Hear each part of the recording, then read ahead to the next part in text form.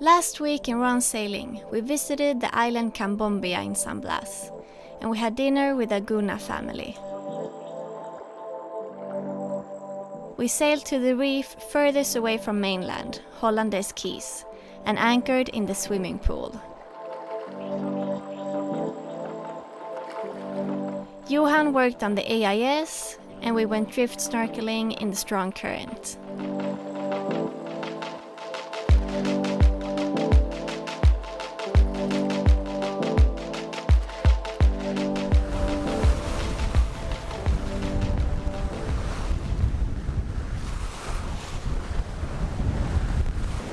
We just left Almkvisth and we're going back to Narganá. And the wind is up today. We have 20 to 25 knots of wind. And right now we have it on the beam. And we're in the channel between the Almkvisth and the other reefs in here. So the waves are pretty big at the moment. They're not breaking, so it's okay.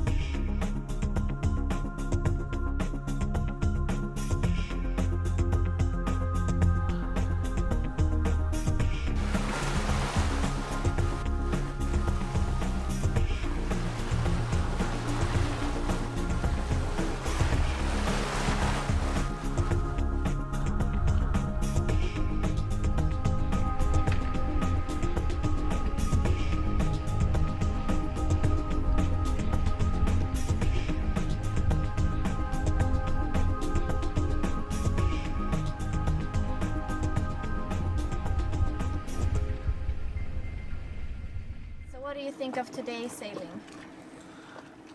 It was okay. As you might saw in the video, I don't know how the shots came out from today's sail, but the waves were pretty big in the channel between the Almkvisth and the inner reefs and the inner islands. And it was okay. We just had a beam reach with the head sail. It was a mistake not to take up the dinghy on deck. I didn't think the waves were going to be that big as they were.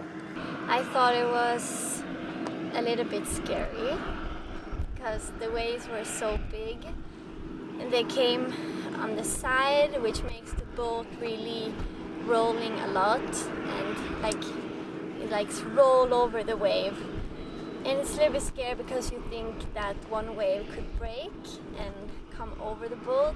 As soon as we came behind the reef of Cocobandero, the waves calmed a lot, so then it was just the wind, which is much easier. It's always the waves that are the worst.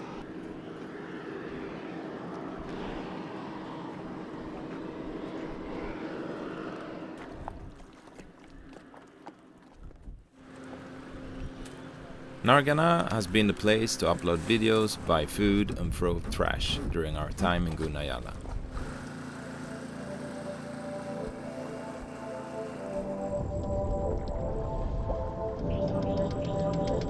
When we weigh anchor, I normally steer around, and Johan is on the bow.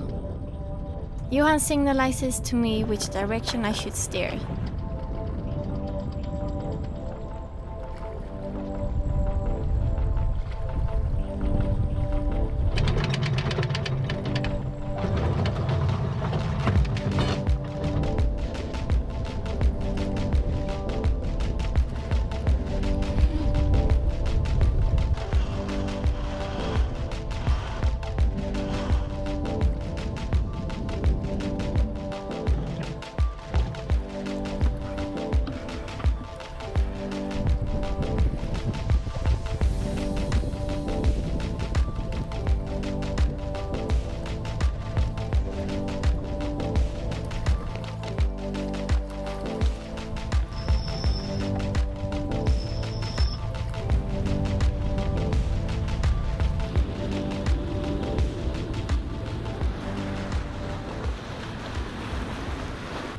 since we arrived here in Guna Yala, we've been using waypoints a lot.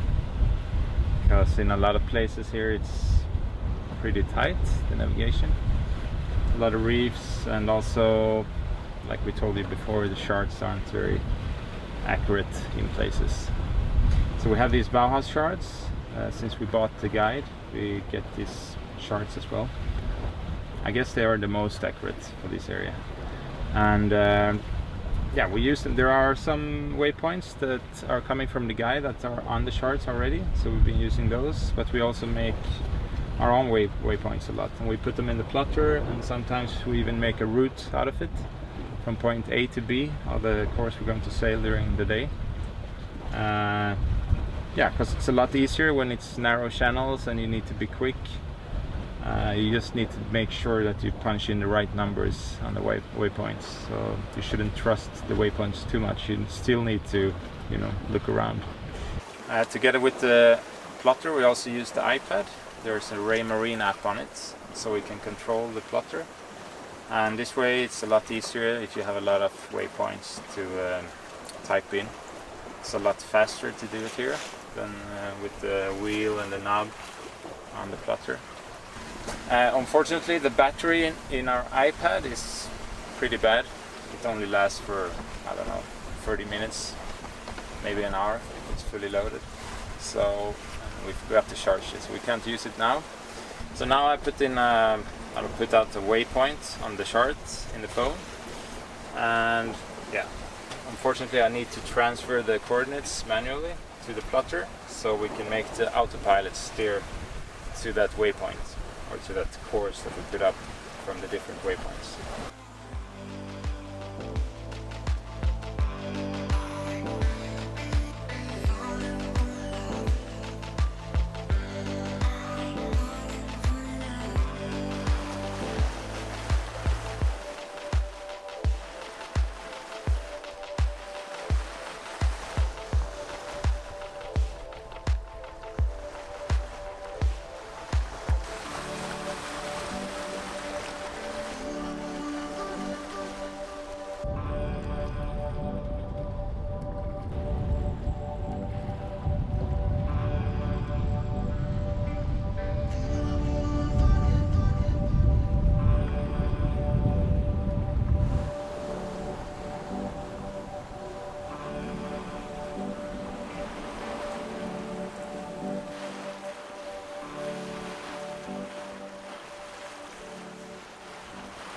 So today's leg is short as usual.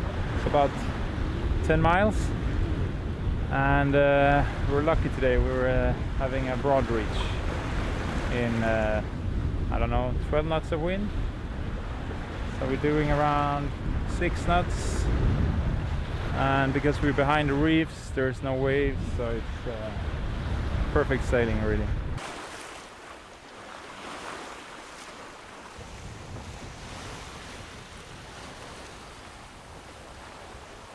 Does the shade work? Yeah, it's great. Because there's still coming in some wind, so it doesn't get too hot.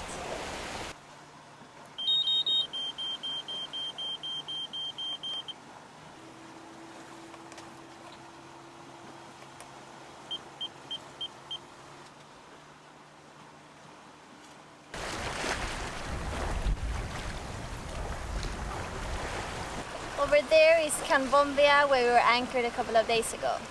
So now we're sailing along this reef chain or of island groups, which is called Naguargandup, something like that. So we will head a little bit further out, more to the west, and I think we will anchor at this Salardup island.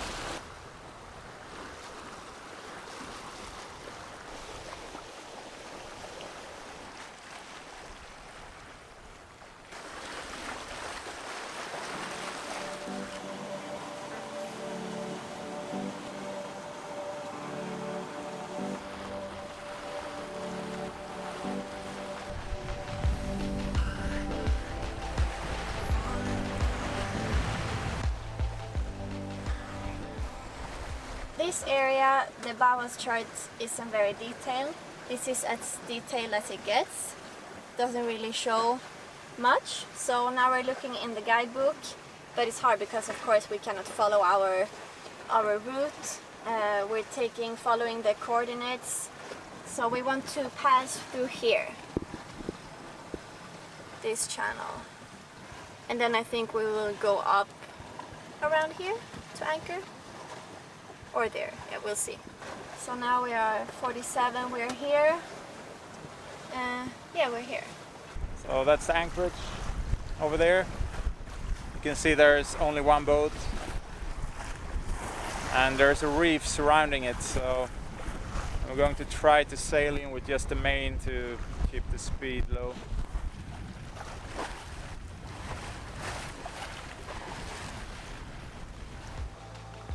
We sailed between the reefs to get into the anchorage, carefully watching the depth sounder, the charts and the water.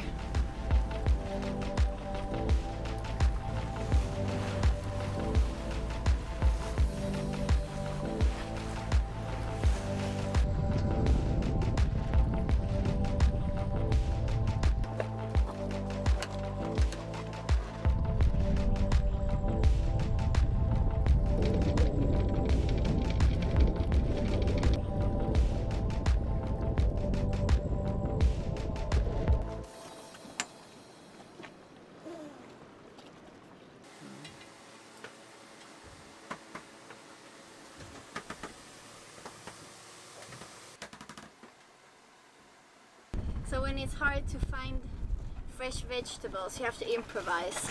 So instead of lettuce, we have cabbage, and beetroot, and then we have actually some tomatoes and pepper.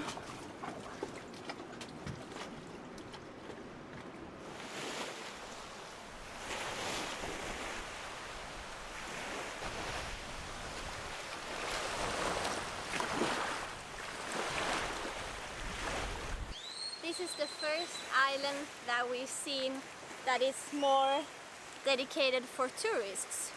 Ow! So the whole island have these huts that you can rent. The smaller ones are for couples, and then they have bigger ones with more like dorms, just beds that you can rent. We talked to one of the guys who works here. So a lot of people coming here. The beach isn't very big, it's mostly corals. And it's really corals everywhere on the ground. It's a nice place. Now we are on the other side of this island group behind the reef of Naguargandup. Now, I can never pronounce that word. Naguargandup. Yeah, something like that. For the fifth time. And it's only our boat here and then another boat on the next island. You can say we're pretty much alone here in the anchorage.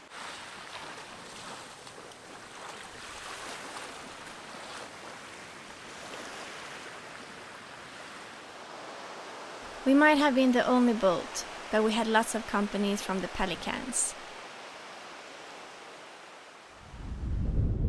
We're getting ready to leave this anchorage and go to an island called Naguargandup. It's just 3 miles over there, but I hope the anchorage is a bit more protected than this one, because this one has been pretty rolly this night. There's an opening in the reef over here, so there's some swell coming in through that. And it's pretty deep too. Just around us here it's 25 meters deep, and we just found a patch in the middle where there was 10 meters, so we could drop the anchor on that. The trade wind seems to have been kicking in the last couple of days, so which is nice because we finally get some good sailing here in Blas. But a lot of the anchorages here are pretty exposed, so you get a lot of wind. When you don't have an island at all in front of you and just a reef, it can be quite tiresome to just have this constant wind all the time.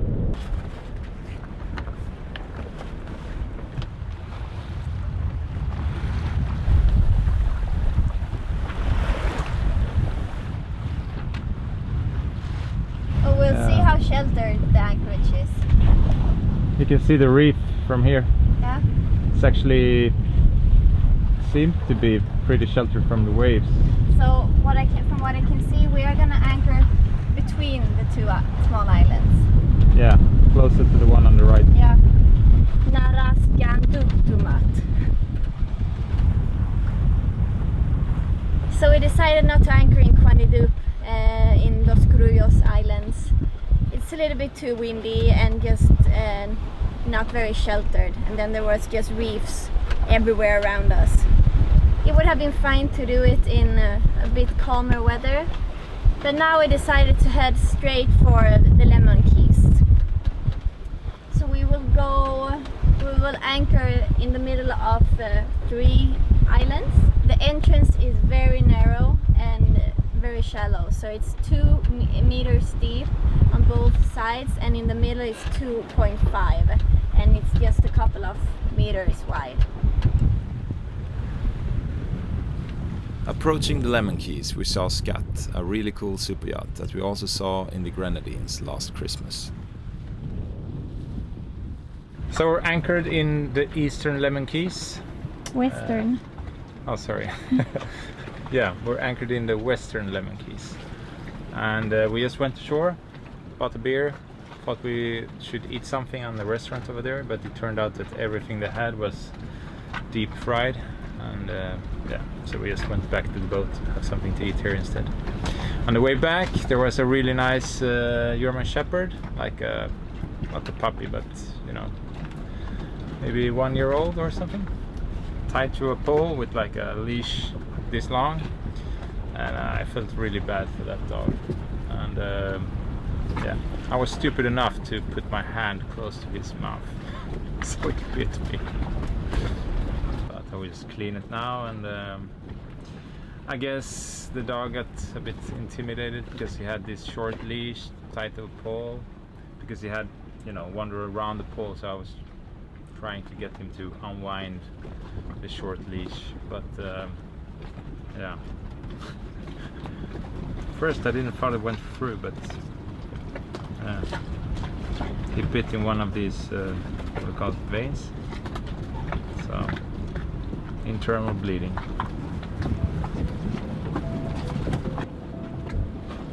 Poor dog. Yeah.